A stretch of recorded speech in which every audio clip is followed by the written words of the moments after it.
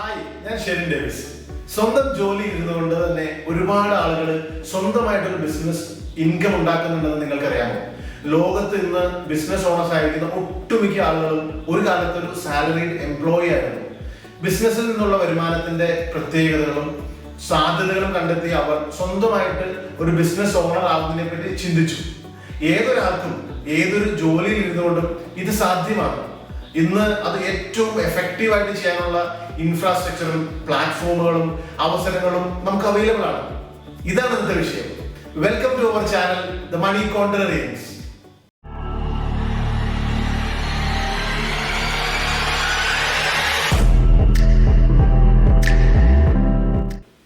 ഒരു എംപ്ലോയി എന്തുകൊണ്ട് ഒരു ബിസിനസ് ഇൻവെസ്റ്റ്മെന്റിനെ പറ്റി ചിന്തിക്കണം?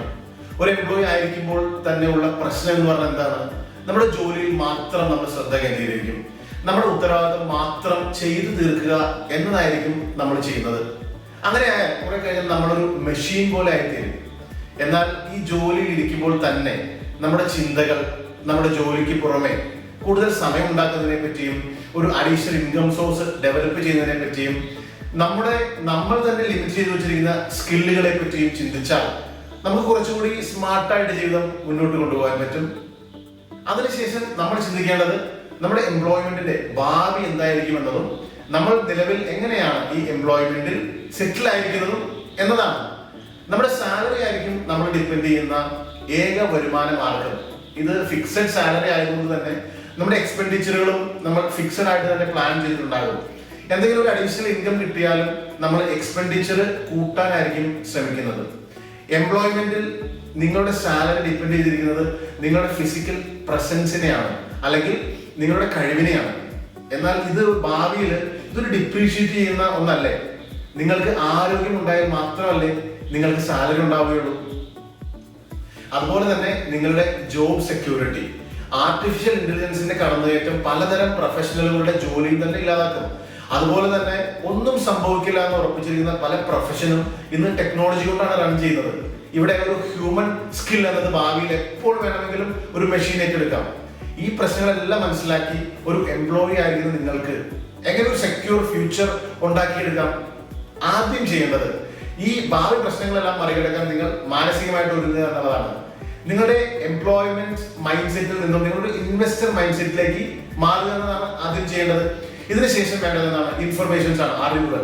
എങ്ങനെ ഒരു ബിസിനസ് ഓണർ ആവാം, എങ്ങനെ ഒരു നല്ല ബിസിനസ് ഐഡന്റിഫൈ ചെയ്യാം, നമുക്ക് എങ്ങനെ ഒരു ഓണർഷിപ്പ് നമുക്ക് മേടിക്കാം, എന്തൊക്കെയാണ് നല്ല ബിസിനസ് ഓപ്പർച്യൂണിറ്റീസ് തുടങ്ങിയ അറിവുകൾ നമ്മൾ ഉണ്ടാക്കിയെടുക്കണം. ഇവിടെയാണ് ക്യാപിറ്റൽ മാർക്കറ്റിന്റെ പ്രസക്തി, ഷെയർ മാർക്കറ്റിന്റെ പ്രസക്തി. ഒരു എംപ്ലോയി ആയിരിക്കുമ്പോൾ തന്നെ നിങ്ങൾക്ക് ഒരു ബിസിനസ് ഓണർ ആവാൻ പറ്റുന്ന ഏറ്റവും നല്ലൊരു പ്ലാറ്റ്ഫോമാണ് ക്യാപിറ്റൽ മാർക്കറ്റ് അല്ലെങ്കിൽ ഷെയർ മാർക്കറ്റ് എന്ന് പറയുന്നത്. ഇനി നിങ്ങൾ ചെയ്യേണ്ടത് നിങ്ങളുടെ പണം ബിസിനസ് ഇൻവെസ്റ്റ്മെന്റ് മേഖലയിലേക്ക് മൂവ് ചെയ്യിക്കുക എന്നതാണ് നിങ്ങൾ ചെയ്യേണ്ടത്.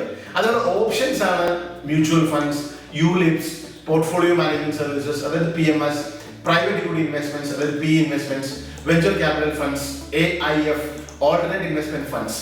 അതുകൂടാതെ direct investments in stock market with the help of professionals. ഈ പറഞ്ഞ കാര്യങ്ങളെല്ലാം മനസ്സിലാക്കിയാൽ you can also plan a better future tomorrow. ജോലിയുടെ ടെൻഷൻസും റിസ്ക്കും ഒന്നുമില്ലാത്ത ഒരു സെക്യൂർഡ് ഫ്യൂച്ചർ. ഭാവിയിൽ ജോലി ഉപേക്ഷിക്കണമെങ്കിൽ ഇത് നിങ്ങൾക്ക് ഒരു വരുമാനമായിട്ട് മാറും. അതല്ല തുടർന്ന് പോകണമെങ്കിൽ ഈ വരുമാനം നിങ്ങൾക്ക് ഒരു സെക്കൻഡ് ഇൻകം സോഴ്സ് ആവുകയും ചെയ്യും. Winners never do different things, they do things differently. We are also here to create investment winners. Thank you.